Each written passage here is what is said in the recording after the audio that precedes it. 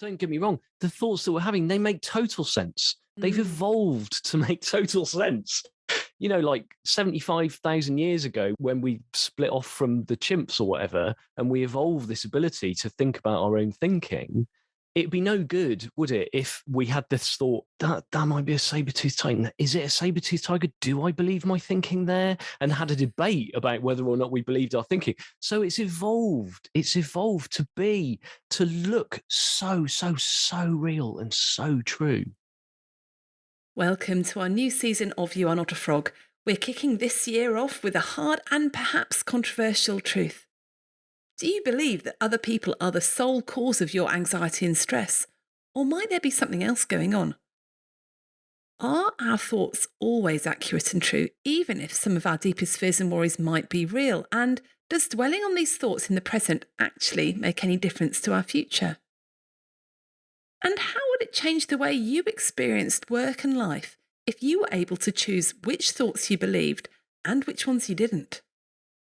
In this episode, our first of 2022, Dr. Giles P. Croft is back on the podcast to discuss his take on resilience, how to beat stress and burnout and live happier by not doing anything about it at all.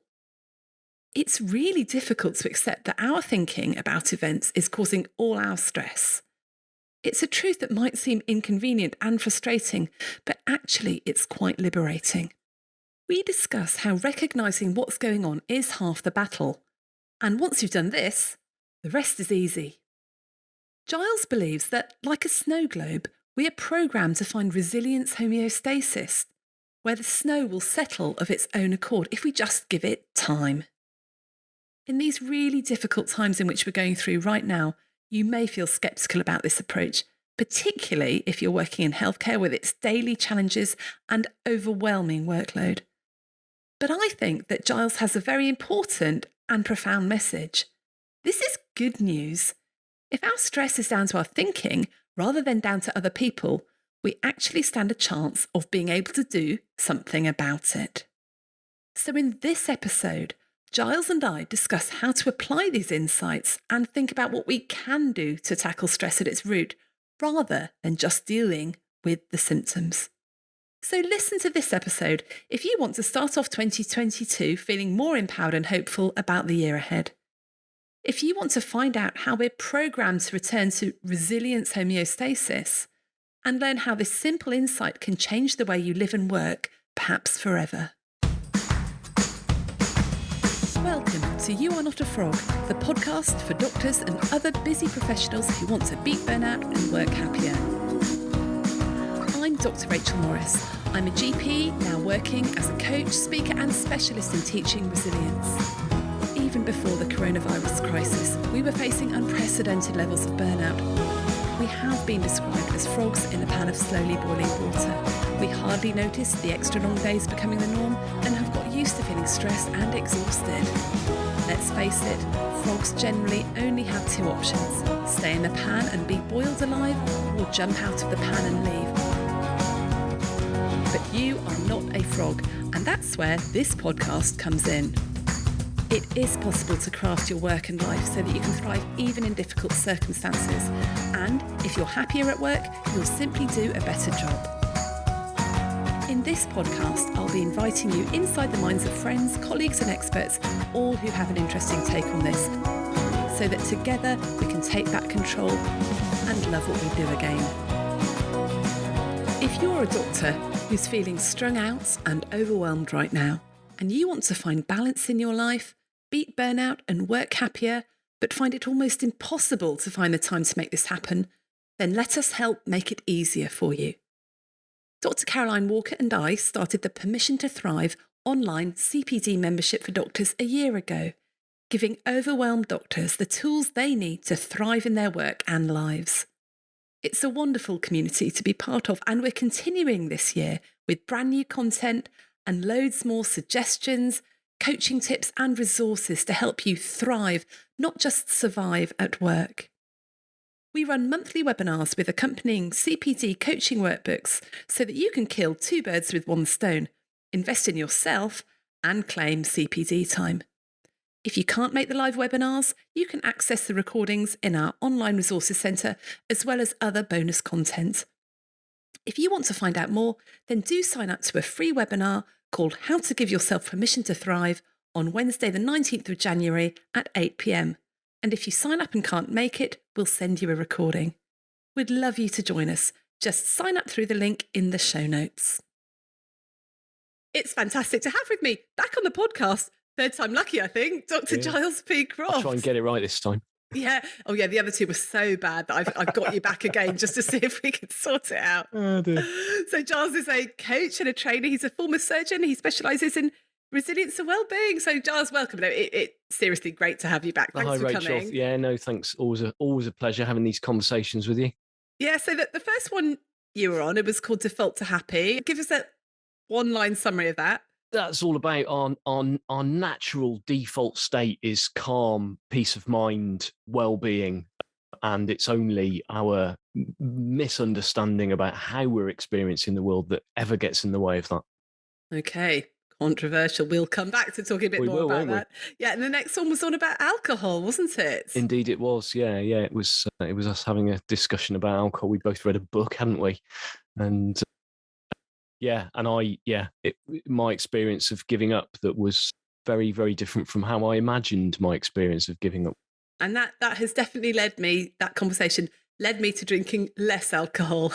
I would love to say none, but my friends and family will testify that's definitely not happened. I think it certainly changed my relationship to alcohol, and that I think is really, really important, and changed the mindset about it. And, there we are.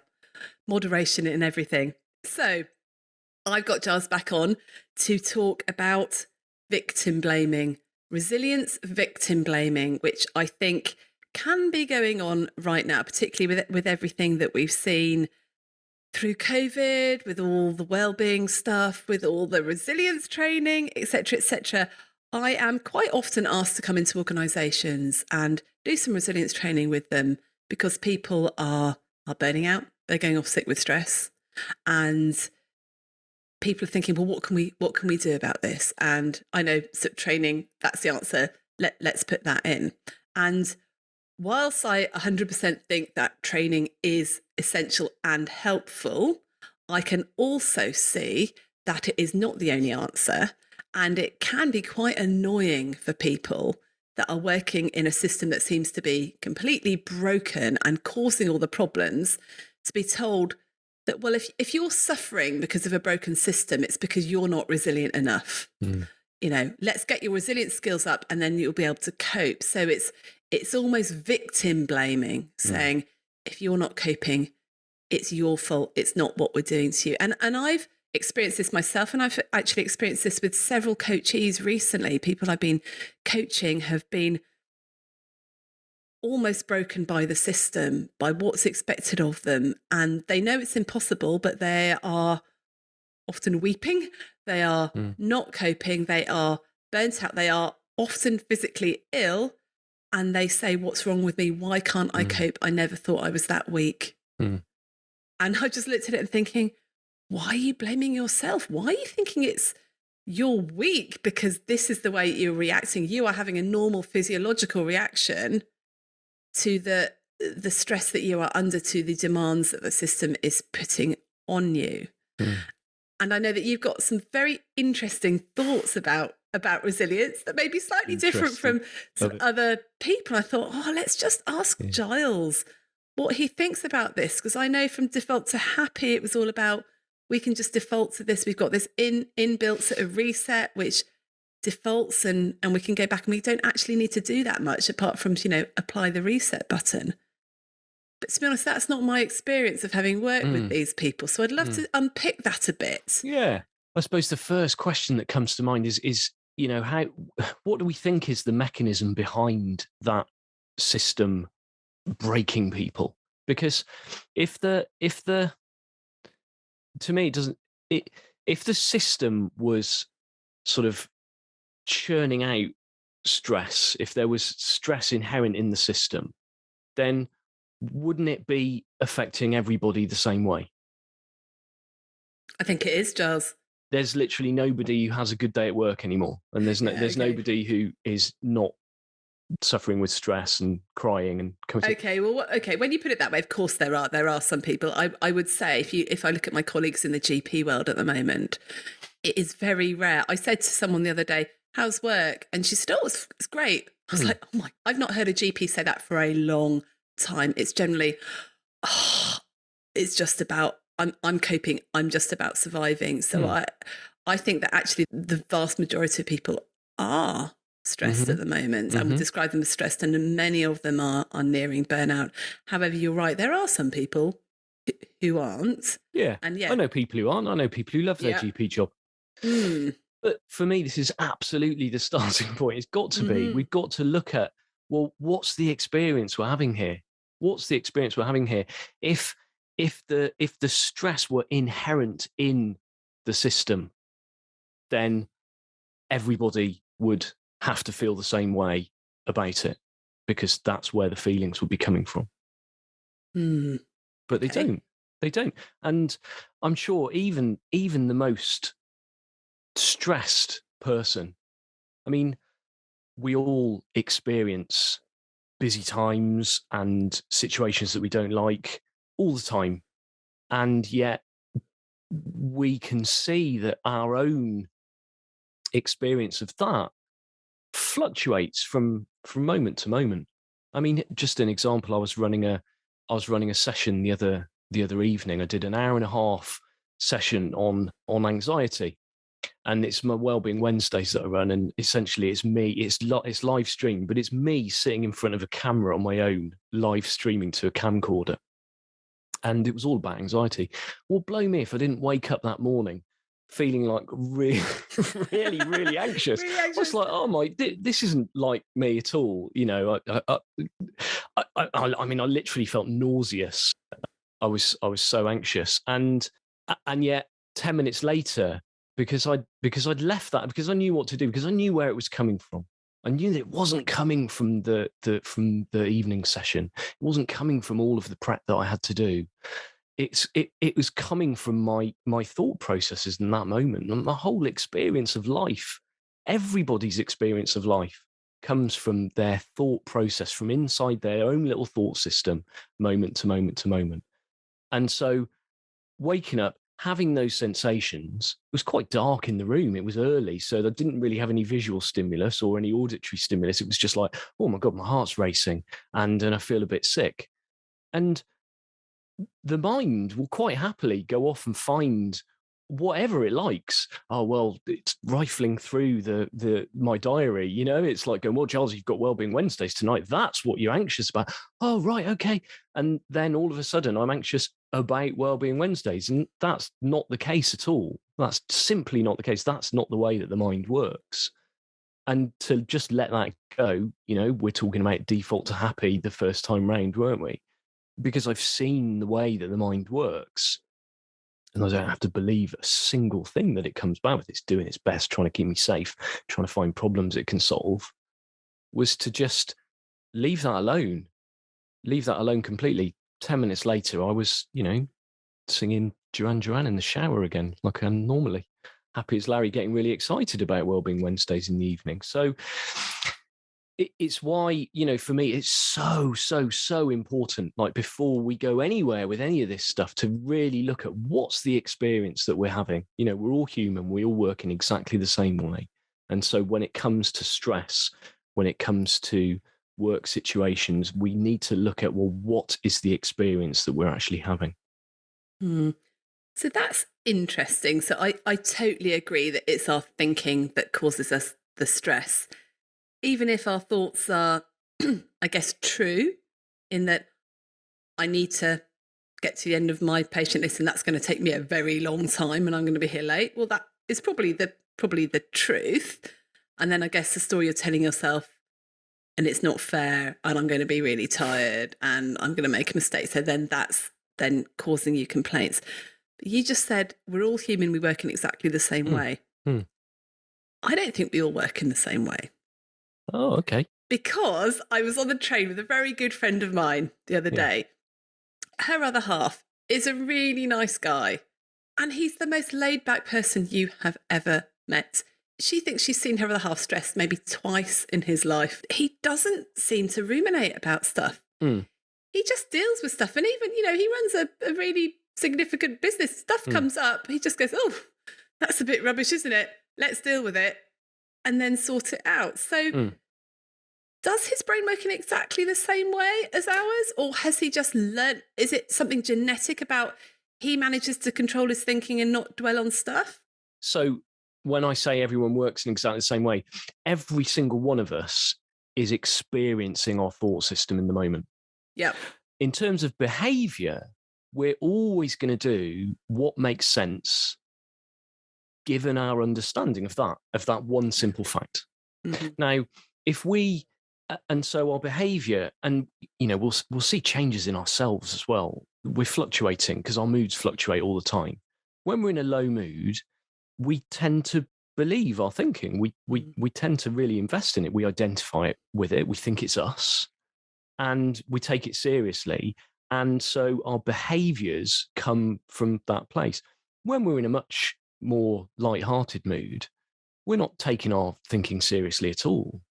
And we're operating from that default place of peace of mind, calm, wisdom. That's when we're actually connected to good ideas and creativity and wisdom and compassion. All of that stuff's always there because that's part of our connection to life and our connection to others. And it's only ever getting invested in that little left brain narrative. Blah, blah, blah, blah, blah. This means this. This means that. I'm this. I'm that. They mean that. This is going on. Da, da, da, da, da. It's it's constant. It's what it is to be human, and it's only ever so.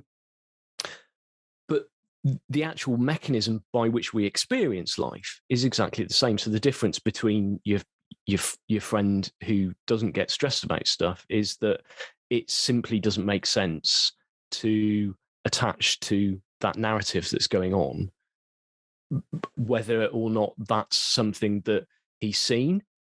I mean, for me, I know I just do better in life when I don't attach to the jibber jabber in my head. It's like I've seen through it. I've seen through its illusion. It's not truth at all.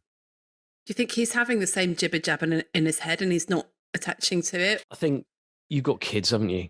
So when there's some bad behavior going on, we don't tend to reinforce it, do we? And when the light of attention is no longer on that bad behavior, then it tends to die out. And it's from what I've seen with myself and clients is the less attention we pay to it, the less it's there. I'm human, so I fall for it, especially if I'm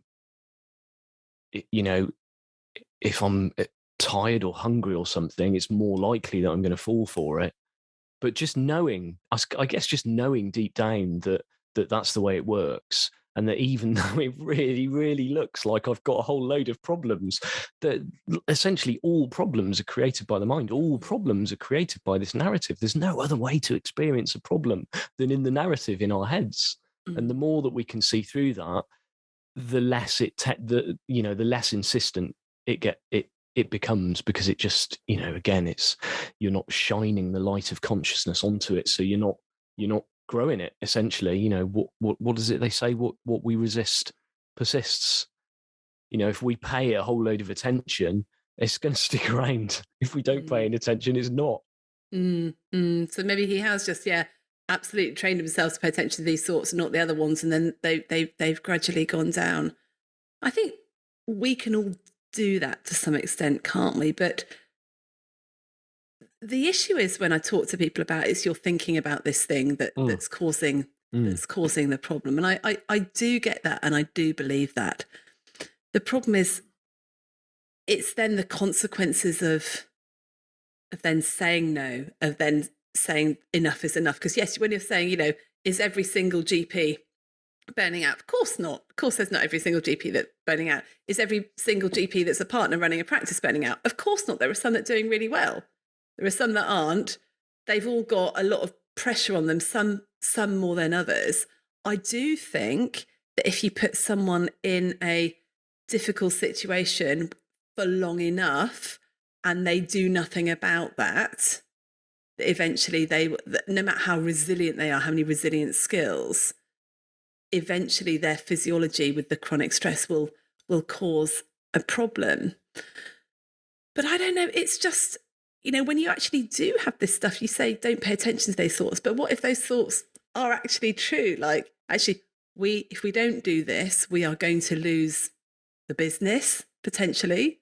I won't be able to feed my family, all those sorts of things. Those consequences actually, you say them probably won't happen, but actually you can see that if you made that decision to protect yourself, that would happen. So you do choose to carry on doing what you're doing so that you can still feed your family, etc., etc. And people feel then they're trapped and they have no choice. What do you do then when the thoughts that you're having actually make a lot of sense? Oh, no. I mean, Rachel, don't get me wrong. The thoughts that we're having, they make total sense. They've evolved to make total sense. Like 75,000 years ago, when we split off from the chimps or whatever, and we evolved this ability to think about our own thinking, then it'd be no good, would it? If like 75,000 years ago, we had this thought. That might be a saber-toothed tiger. Is it a saber-toothed tiger? Do I believe my thinking there? And had a debate about whether or not we believed our thinking. So it's evolved. It's evolved to look so real and so true. But to take a step back from the situation, and yeah, I agree with you. And honestly, I would never, ever do this with any of my clients. If they're shook up, if they're in the middle of a thought storm. If I'm in the middle of a thought storm, I've got a 7-year-old daughter who will quite happily tell me, "Oh, Daddy, it's just your thinking," and I'm like, "That doesn't help now, all right?" It's not going to help at all in the thick of things. So, but what we're talking about here is taking a step back and really having a look at the nature of thought and the nature of experience. And yeah, hell, it looks real. It really looks like, I'm running my own business. I have days where it's like, oh my God, I can't, I'm not going to be able to feed my family in several months or something. And it's all just a mind doing what a mind does, using. It's like, I think of it as like a sort of a computer filing system. It's using what it already knows. It's using old, stale data, and it's trying to make predictions on the basis of that. So it's rifling through its little filing system. It goes, well, I know this, and I know this, and I know this. Okay, Giles, well, the best prediction I can come up with here is that's going to help you and keep you safe from the modern version of a saber-toothed tiger is you need to panic now because you're not going to be able to feed your family in 2 months. Now, because I've seen through that, I know it's not helpful in any way. Literally not in any way. It's all completely made up. It's 100% made up. It's 100% fiction. It's just a mind doing its thing. And I know that if I don't pay any attention, if there are problems, I'm not saying there aren't situations to be dealt with. Those situations aren't going to go anywhere. They're still going to be there when I'm in a much better state of mind to actually deal with them. And I know from experience that I'm in a better state of mind when I am in my default state of calm, clear-minded, connected to my wisdom, connected to common sense. I'll be doing nothing in particular and a good idea. I'll have a good idea. I don't get good ideas when I'm all stressed and believe in my thinking and acting out of a place of fear and lack and insecurity. I do best, and we all do best. Again, this is how we're all made. You can look to your own experience and see the truth in this is that we do best when we're calm and clear-minded. That's when we have our good ideas. That's when we solve problems. Yeah, and there's some good neuroscience behind that, isn't there? When your amygdala's flared up and it puts you into your stress zone, your fight, flight, or freeze zone, when you're in your hyperadrenaline zone, your sympathetic zone, your blood's diverted, isn't it, from your prefrontal cortex, goes into your muscles. You literally can't think straight. Yeah. Decisions become very black and white. You're not creative. And broaden and build theory says that if you're in a positive state of mind, if you're calm, you can be creative, you can think out of the box, which is important. What do you mean by the thought storm? Because I heard you talking about a snow globe, which I think has been quite helpful. To explain a bit more about that. If you imagine our default state as human beings is calm water, okay, and when it's calm, we're able to think clearly and we're able to come up with good ideas and be intuitive and listen to our wisdom and all the good stuff. And then a stone gets thrown into the water. There are ripples, but those ripples, they die down of their own accord. We don't need to try. In fact, if you tried to make the ripples go away, you'd make things worse. And it's a bit the same with the snow globe. Something happens to us, like, for instance, going back to my example, I wake up in the morning and I've got a racing heart, and this is bad podcasting, isn't it? Because I'm holding a snow globe in front of the camera, shaking it because it's on my desk. Listeners, imagine a snow globe and Giles shaking it in front of the microphone. Maybe if I can, So yeah, I wake up, my snow globe's shaken up, okay, and really, all I need to do, the only thing I need to do, is identify that a snow globe is shaken up. I don't need to do anything else, because the mind will come up with an infinite number of reasons why I feel the way I do. But all those feelings are telling me that racing heart, the slight nausea. I mean, it's first thing in the morning, I had a full bladder and I was a bit dehydrated. That's a good enough reason to have a racing heart. But no, my mind knows better. It's it's straight off into my diary, into its little filing system. It's like, right, what can be the reason for that? But it could have been anything else. It could have been, patient complaints. It could have been, a call that I've got later. It could have been a project that I'm working on that I haven't come up with a solution yet. And boy, does my left brain not like having solutions. It likes to try and figure it all out and get it all down on paper and everything. So just seeing that I'm shook up, I can see that I'm disconnected from that state of calm and common sense and wisdom. And if I want to see those people in the snow globe, what I have to do is to stop shaking it, is to stop entertaining that thinking, is to stop jumping. It's like, a train's come into the station, a thought train's come into the station. I can either watch the thought trains come and go, or I can jump on that thought train and see where it takes me.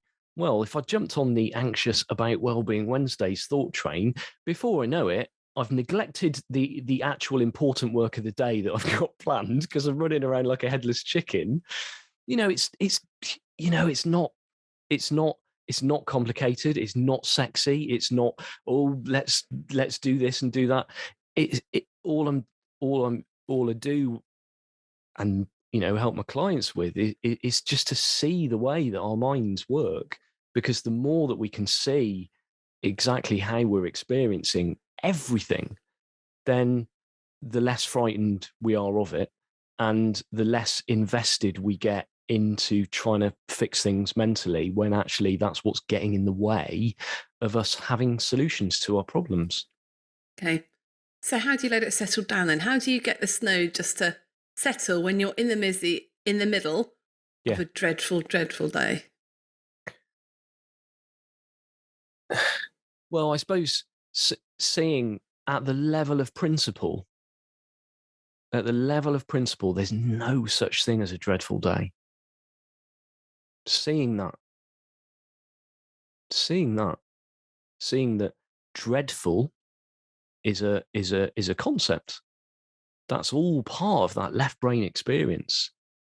What's actually happening as human beings is that we have one moment after another, and we're experiencing whatever we're experiencing inside our perception, inside our thought system. And the more that we see that, the less it makes sense. It's always going to be about doing what makes sense. It's always going to be, when I woke up with those anxious feelings, didn't make sense to me to entertain them. It's all about awareness and understanding of what's going on for us, understanding how the human operating system works. So in the middle of a dreadful day, it's to see that you're only ever experiencing the present moment. One of the questions that I encourage people to ask themselves is, well, where does it look like my feelings are coming from right now? Where does it look like my feelings are coming from?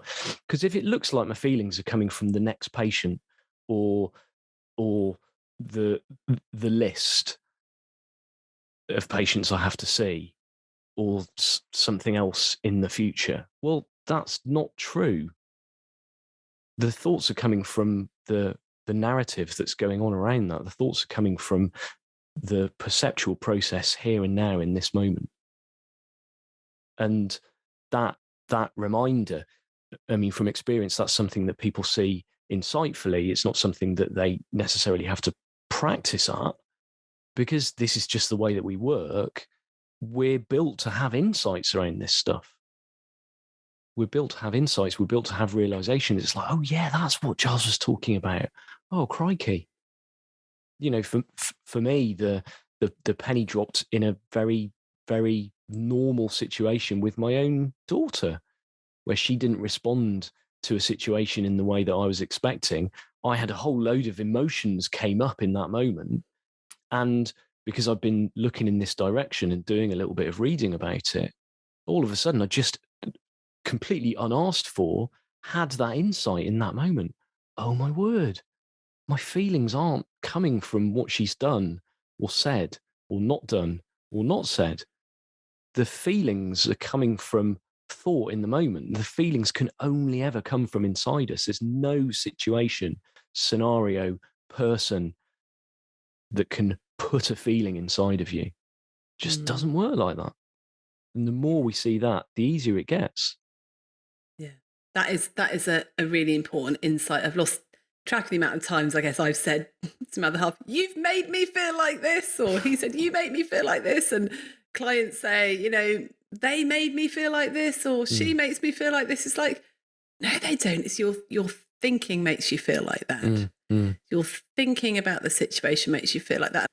You know, I always think if you bumped into a stranger on the street and they said to you, "You're a dreadful person," you'd go, "Okay, you don't know me, that's fine, whatever," and walk off. Yeah.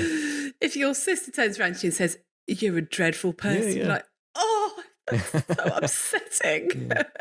Same thing that's been said to you, exactly the same thing, but your action's completely different, isn't it, by the thinking around it? I mean, here's one. Imagine if that narrative was in a language that you didn't understand. Ooh. Yeah. Imagine if that narrative was in a language that you didn't understand. You wouldn't pay any attention at all. It would just be noise. You'd still function. There are some things to let go of when we're on this exploration of the nature of thought. And there's like a greatest hits that the left brain comes up with as to why this shouldn't be true and why this isn't going to work for me. And, you know, one of them is that, well, hang on, if I don't listen to my thinking, how am I going to function in life? But again, that's just been conditioned into us. We've just been conditioned to listen to this, to value the intellect. I mean, there's some absolutely fantastic work done about the differences between the left and the right hemispheres. I mean, Ian McGilchrist's book, The Master and His Emissary, is a superb read, because we revere the intellect to the point that we've completely lost sight of our intuitive nature. You know, we're making decisions and moving through life successfully, probably 90% of the time, completely on autopilot. But then we get stuck with that little 10% thinking, oh, and this must work differently. I've really got to listen to that chatterbox in my head, because for some reason it's going to sort this out for me. And it just doesn't work like that. The more we let go of it, the more we're in touch with what's right for us, all the good ideas, the feelings of, you know, being connected to our true identity, being connected to other people, when we see that all that we're ever up against ourselves is our own thought system and how much we believe in that. Well, when we see that for ourselves, then we see it in other people as well. And other people's behavior makes total sense. I know that if that person on the street, that total stranger, comes up to me and says, "You're a terrible person," I'm like, "Oh, I'm really sorry that, what, I don't know what's going on for you, but it's led to you saying that." And have real compassion, because I know that that's come out of the thoughts that they're believing themselves as well.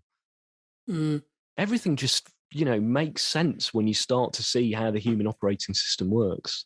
Yeah. And so you can look at someone who's really struggling with their job and overwhelmed with work, and you go, of course you're struggling with it. Of course you are. That's natural human thing to do.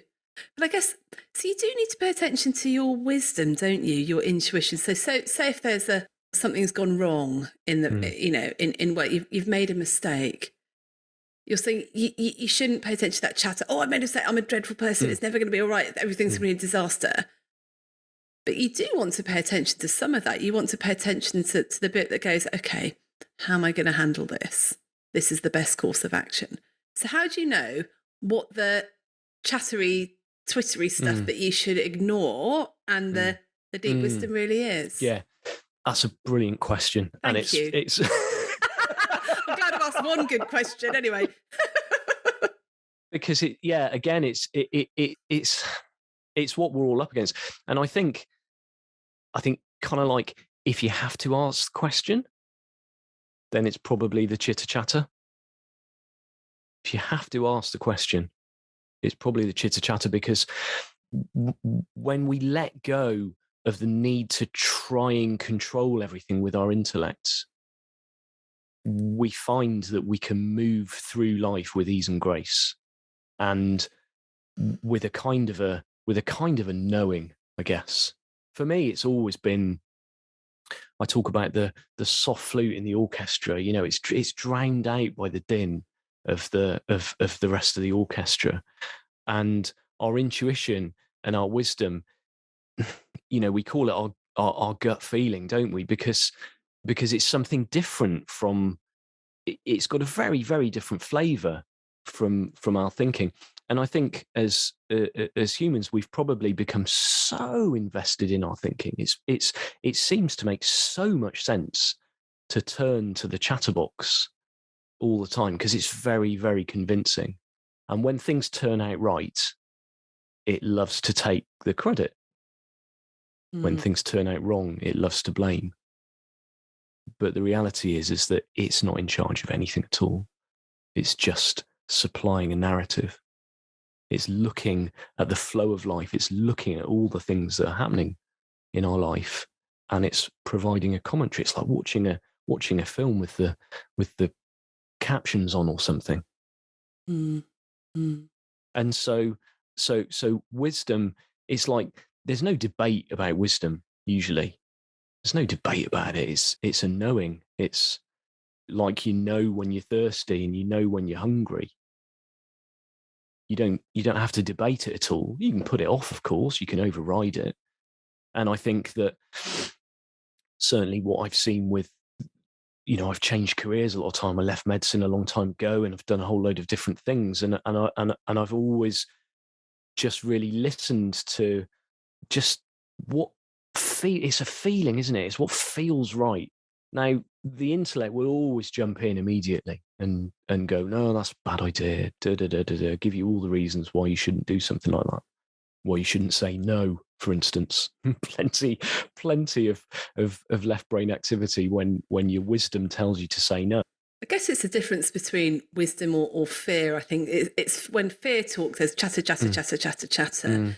When wisdom talks, it's that still small voice, that quiet voice in the storm. And I guess something that sometimes unlocks the door and the key for some of my coaching clients is, say, if you knew that everything was going to be okay, what would you be? How would you be acting now? If you knew it was going to be all right, how would you be acting? I often think that with my parenting, and me and my sort of best mate often ask each other this, if you knew that your daughter or your son was going to be okay in the long run, Yeah. how would that change how you're parenting right now? Mm. Like, oh, okay, I would be doing that differently because a lot of parenting is driven by fear, isn't it? Let's face it, it's not easy to be a parent right now. It's not easy to be a kid right now either. And just before you move on from that, I love what you say there. You know, what if you knew it was going to be okay? Well, what I've seen is that it is okay. It is okay. Look, like literally, we are well beings. Like we lack for nothing. We find our well being in a quiet mind. You know, if all we're ever experiencing as human beings is a present moment, you know, you can't know, there's not a single person in the history of humanity who has ever experienced the future. It cannot be done. You cannot experience the past. You can only experience the present moment.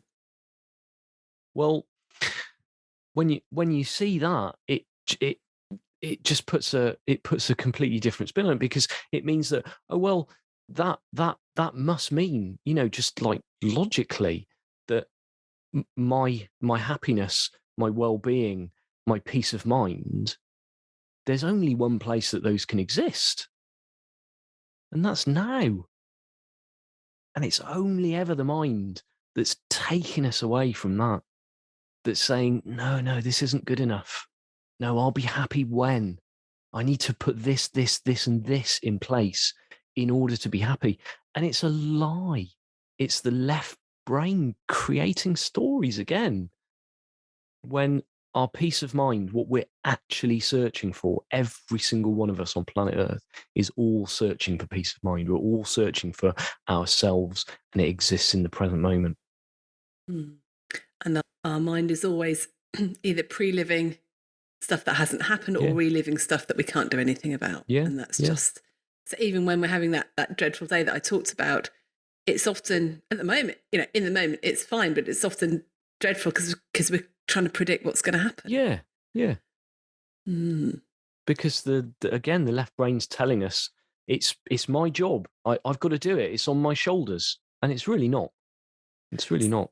So when you're sat there and your snow globe is all shaken up and you can't see the wood for the trees, how do you get it back to calmness? Because I'm afraid I don't think it's enough just to say, just don't take any notice of your thoughts, because that doesn't work with some people.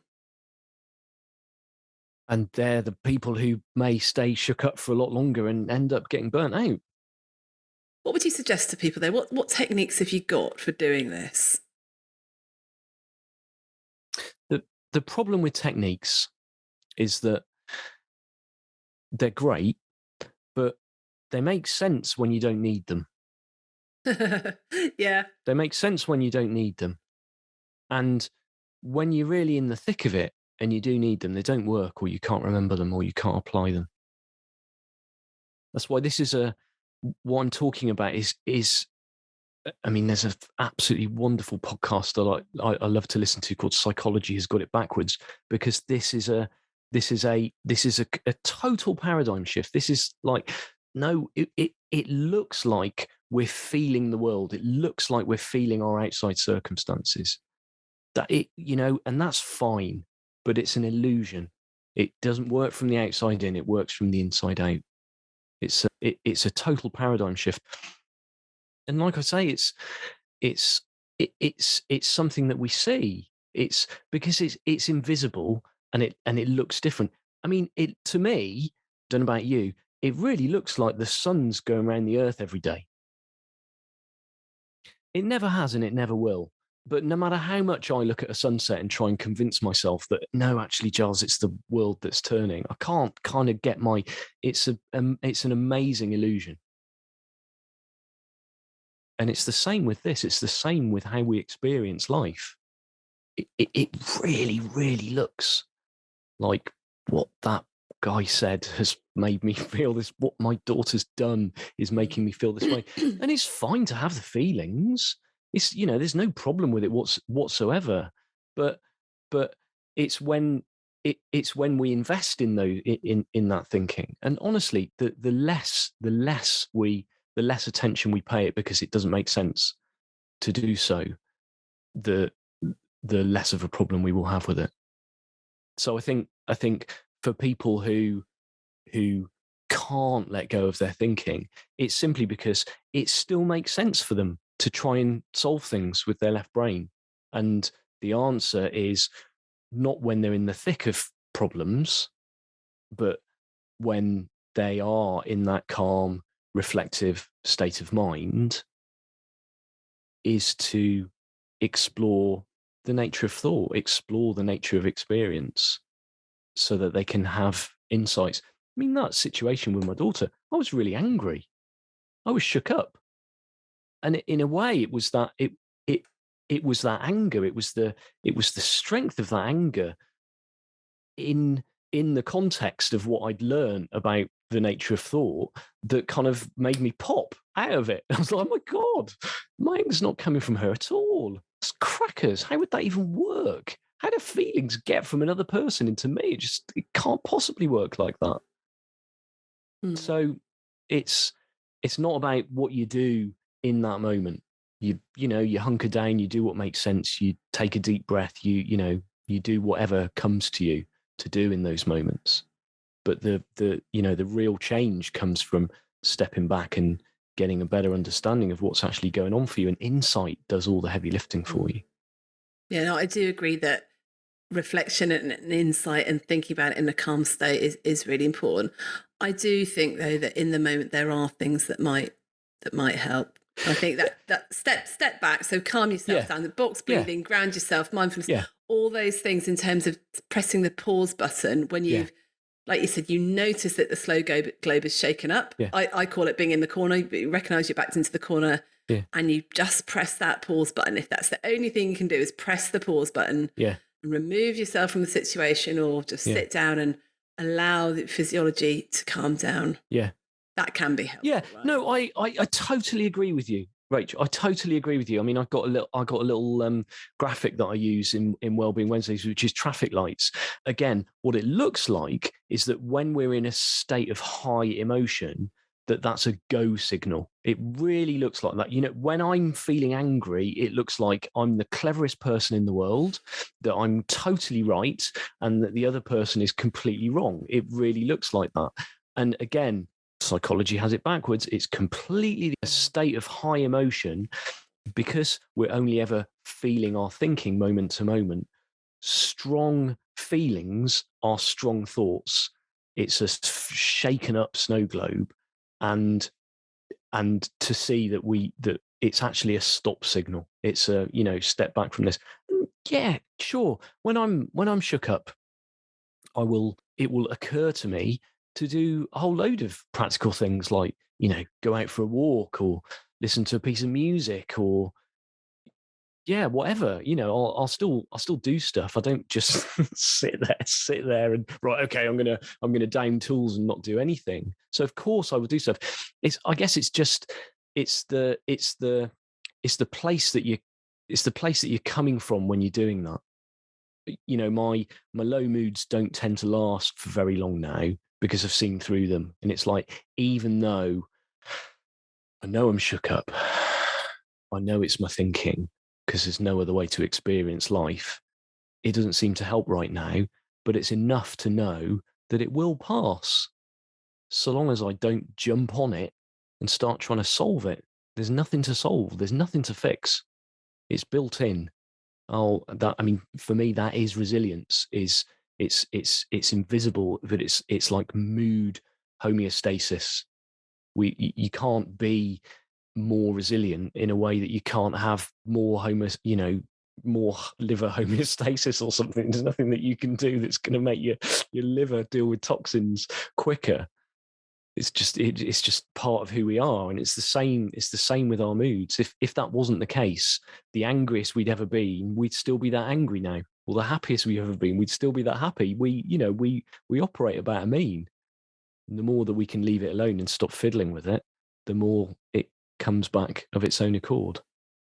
I do agree, but I do think there are some people who have the snow globe has been shaken up so much for so long. That actually maybe the snow has clumped together and it's not going to settle in the right way, and something has gone wrong. Because I do think, this stress response, it isn't just a thinking response, it's physiological. We have high adrenaline, high cortisol, and if you keep going for long enough, you then affect your hypothalamic axis. Mm-hmm. So I do think there is help that needs to be given to some individuals who find that their snow globe is constantly shaken up. What do you think switches on the the HPA axis? Well, I guess it's your thinking, isn't it? Absolutely. But then it alters it a bit with the chronic thing. It alters, it's like hypertension. If you have hypertension for long enough, you alter the physiology of your blood vessels, and and I do think that sometimes people do need to access extra techniques and help and treatment and therapy in order to be able to get that snow globe black down. I mean, there's nothing wrong with tackling symptoms. Nothing wrong with that at all, and there will be stuff that helps. That's why there are a whole load of therapeutic modalities out there. But wouldn't it be brilliant if you could go upstream and to actually turn off the tap? If you can see, and people often come to this understanding when they are at the end of their tether, when they've tried everything else, and it's like, well, this works and that works, but not properly, or it used to work and it doesn't work anymore.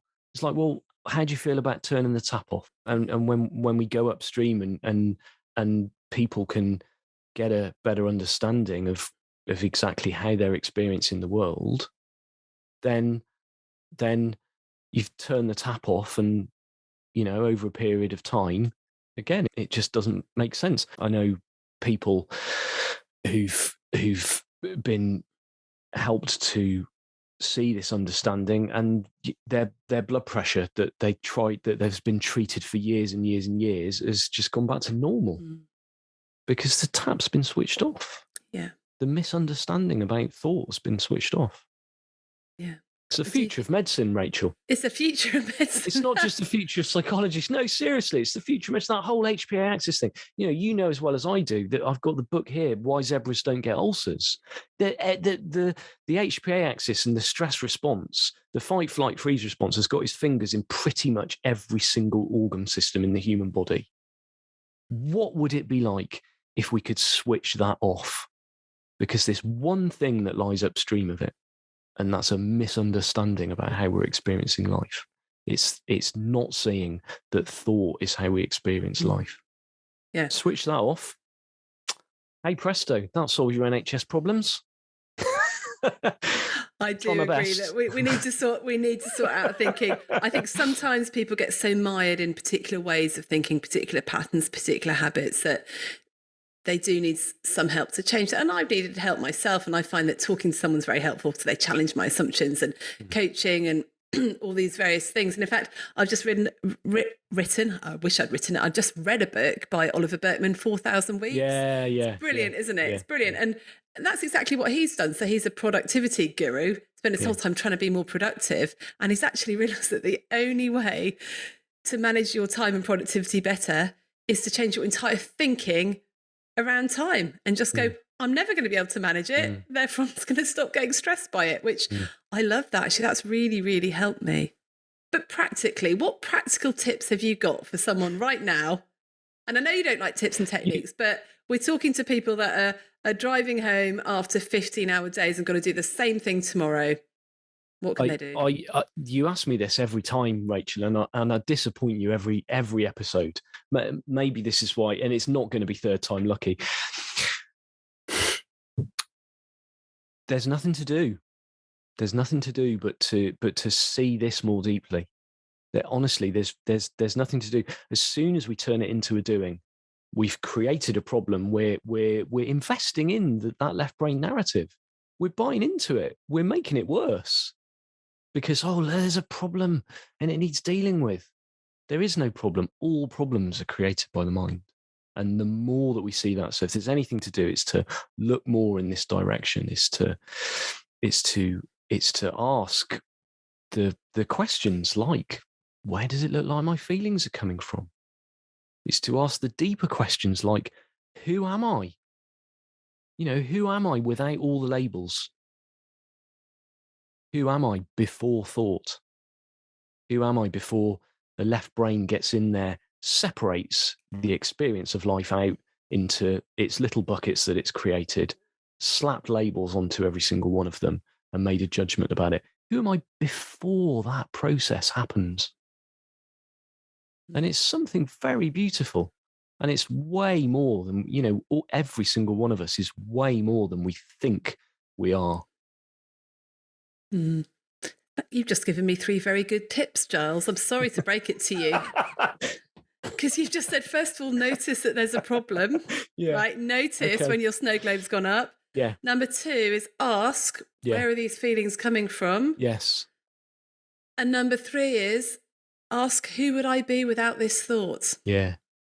I'm really sorry you've ended up giving some tips and techniques. I mean, you tricked me. I tricked you. I'm not coming on again. That's it. You've had your lot. We've finally got it out of him. He's had to nail his colours to a system or a anyway.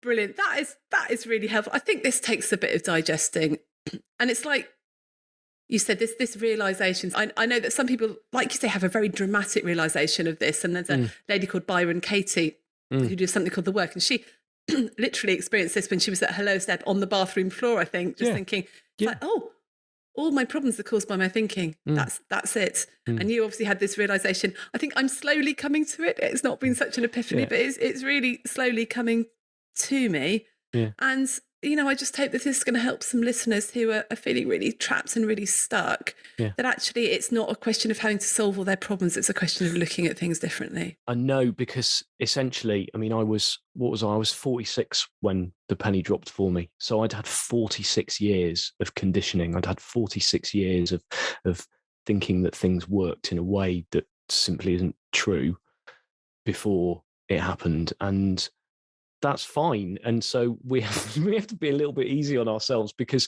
the way that the world is set up is to reinforce the illusion of where our experience is coming from.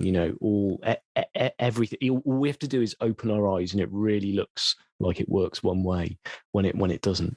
But I mean, I've got a little course a little self-study online course that just gently walks people through this understanding. So that's something that people can do if they're curious. I find that people are either curious or it's like, that's a load of rubbish. That's not going to help me at all. I need to sort some stuff out. And that's absolutely fine. When I came across this understanding 15 years ago, I just left surgery, and I was like, nice idea. Can't really see how it's going to make much of a difference in my life. So it's fine. It's just, but if you are curious, there are plenty of resources out there these days, because I think that more and more we're starting to see this. I think we have to hit a low ebb as a society before we start to wake up to this. Yeah, and sorting stuff out, I think, is important, but doing that from a place of wisdom, not a place of fear. Exactly. Perfect. So, Giles, if you've got the course, we'll put links out in the show notes. If people want to contact you, how can they do that? Yeah, just head over to my website. Everything that you could need is over at gilespcroft.com. Brilliant. Thank you so much. So I might have to get you back again at some point.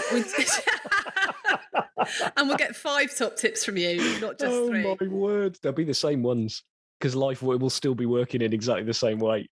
Well, I'll just come with you with a completely different problem and see how you could solve it with this system again. Oh, dear. Brilliant. Thanks so much for being with us. All right, Rachel, take care. Thanks. Bye. Bye-bye. Thanks for listening. If you've enjoyed this episode, then please share it with your friends and colleagues. Please subscribe to my You Are Not a Frog email list and subscribe to the podcast. And if you have enjoyed it, then please leave me a rating wherever you listen to your podcasts. So keep well, everyone. You're doing a great job. You got this.